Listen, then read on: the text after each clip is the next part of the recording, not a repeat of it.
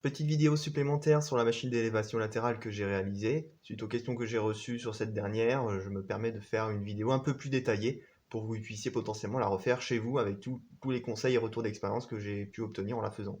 Alors avant de commencer à faire une machine, il faut absolument faire ses plans. Donc en l'occurrence, j'ai utilisé un logiciel de modélisation 3D SketchUp. C'est assez indispensable de passer par ce genre d'outil avant de commencer parce que sinon, lors de la production, vous risquez fortement de générer des incohérences et tous les inconvénients qui vont venir avec, c'est-à-dire gage de matière et perte de temps inutile. Donc il faut absolument passer par ça pour vous éviter toute incohérence dans les découpes, dans les longueurs de pièces que vous allez découper. Et surtout, ça vous permet de faire fructifier un petit peu vos connaissances et votre idée, puisque vous voyez, le premier modèle, il ressemble pas à la machine définitive. Au début, c'était un truc un peu chiadé. Puis le châssis a été amélioré et ensuite ça a été encore amélioré donc en termes d'économie de matière et en termes de résistance de structure. Donc en général, je me laisse un mois de temps après avoir terminé mon plan pour être sûr que toutes les bonnes idées puissent être incorporées dans le plan avant de lancer la fabrication. Alors la machine est constituée d'un premier ensemble qu'on appelle le châssis, que voici. Le châssis est constitué d'une partie qui va permettre à la machine d'être stable, donc avec ces pièces-là et la largeur. On a des parties qui vont participer à la rigidité de l'ensemble, donc ces équerres qu'on a là. La partie ici aussi va générer une solidité de l'ensemble, surtout au niveau de l'assise. Et ensuite, on a deux petites butées qui vont servir pour les bras. Les bras, il faut qu'elles reposent sur quelque chose, donc ça, ce seront les butées. Et ensuite, on a un drôle de système ici qui va nous permettre d'avoir de la place devant le tube sur lequel les bras vont aller s'enfiler. Et il faut que l'avant du tube soit libre pour qu'on puisse avoir de la place pour mettre les bras. Si on avait directement mis des trucs devant, on n'aurait pas pu mettre les bras et les démonter, donc ça aurait posé des problèmes. Ensuite, il y a ce carré qui est assez étrange. En fait, l'idée, c'était d'avoir une bonne surface de contact avec les pièces pour pouvoir souder solidement. Alors après, si vous avez des chutes plus intéressantes, vous pouvez mettre une grosse pièce d'un seul trait ici, ça sera suffisant, hein. Par contre, faites attention à la taille des vis ici parce que là, on est sur de la section de 3 par 5, donc 3 par 5. Sauf la colonne vertébrale, ici, tout le bâti ici qui est en 5 par 5. Première pièce, ici, on est sur du 70 cm. Cette pièce-là qui vient se souder, alors vu du dessous, vous voyez, la pièce que je viens de vous montrer, elle est d'un seul tenant, et ensuite vient se rejoindre cette pièce-là qui, elle, fait 50 cm. Ensuite, devant, on a la pièce qui va recevoir le siège, qui lui fait 33 cm. On a cette pièce-là qui va participer à la rigidité, qui fait la même taille que celle du dessous, c'est-à-dire 50 cm. On a des petites butées ici, qui vont permettre d'éviter à ce que la machine bascule vers l'arrière, puisque je rappelle ici, vous allez mettre vos poids. Donc ça, ce sera les bienvenus. Et je suis parti sur du 15 cm. Alors, c'est pas modélisé ici, mais pour éviter que la machine se pète la gueule quand vous allez vous asseoir dessus, vous allez faire le mouvement. Si vous mettez pas les petites pattes qu'il y a là, la machine va tendance à basculer sur le côté. Donc là, pareil, vous pouvez mettre du 15 cm de chaque côté. Ensuite, on a les équerres. Donc l'idéal, c'est de faire les équerres les plus grandes possibles. En l'occurrence, je suis parti sur du 35 cm, coupé à 45 degrés. Là, pareil, 35 cm coupé à 45 degrés, c'est symétrique. Et ensuite, on a une grosse pièce qui fait la colonne vertébrale de l'ensemble. Donc c'est un 5 par 5 en termes de profilé et non pas du 3 par 5 comme sur les autres pièces. Et sur le plan, on a 1 mètre. Alors si vous avez la possibilité de faire plus long, genre 1,20 m, faites-le. Moi j'ai fait l'erreur de faire 1 mètre. Du coup, si quelqu'un a un gabarit plus grand que moi, il va être un peu gêné s'il va aller sur la machine. Donc si vous voulez une machine polyvalente avec un siège réglable, avec des trous et une goupille, passez sur une hauteur de mât à 1,20 m au moins, voire un petit peu plus, mais 1 mètre ça fait vraiment just. Et là, vous avez du 10, du 17 et du 10. 17, 10, 10. Et là, vous avez le carré, et là, 20. Alors ensuite, on a deux bras qui sont asymétriques, comme vous pouvez le voir. Donc là, il n'y a pas forcément de cote à avoir, puisqu'en fait, ces bras-là, je vais vous expliquer ça plus tard, mais il va falloir les assembler une fois que votre châssis sera terminé, et que vous aurez les paliers en place, et que vous mettrez tout ça en place. C'est là que vous allez calibrer votre machine, et vous allez mettre les tubes aux bonnes positions naturellement, en fait. Là, on a des tubes qui vont aller s'enquiller dans le tube qui est là, et la jonction entre les deux, ce sera des paliers en bronze. Alors là, on va faire une petite aparté sur les paliers en bronze.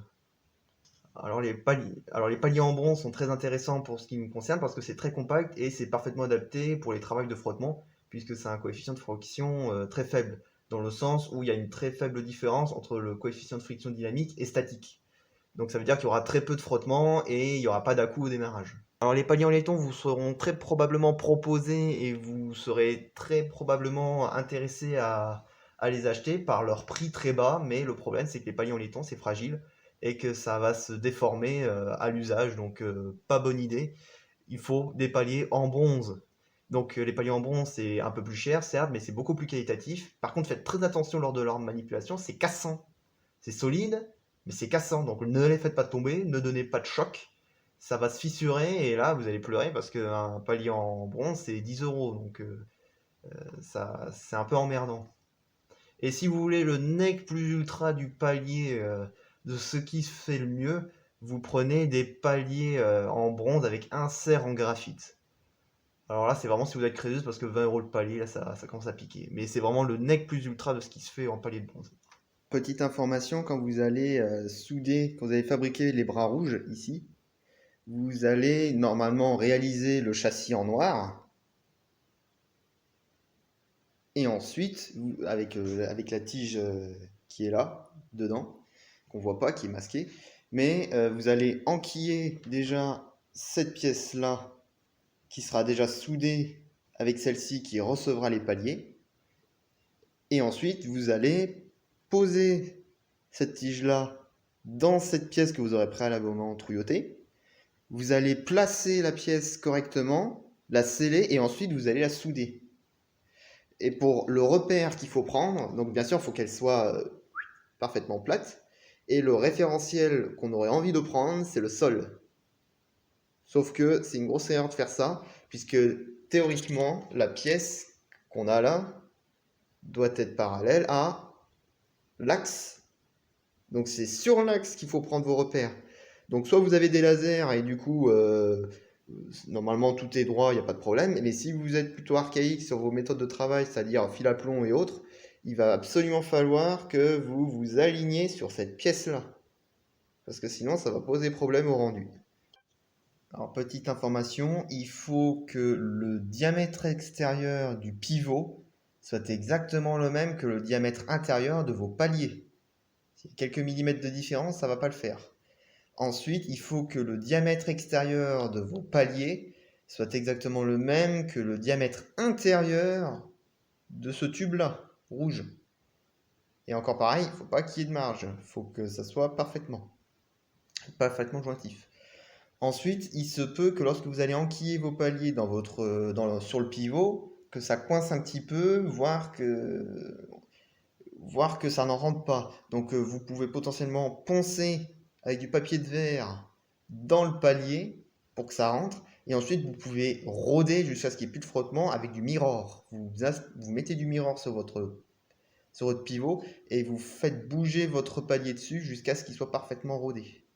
Donc c'est une petite étape qui est un petit peu chiante, mais qui doit se faire pour avoir une qualité de mouvement impeccable. Alors maintenant, je vais vous montrer les sites où je suis allé chercher les pièces annexes à la machine, paliers, roulements, etc.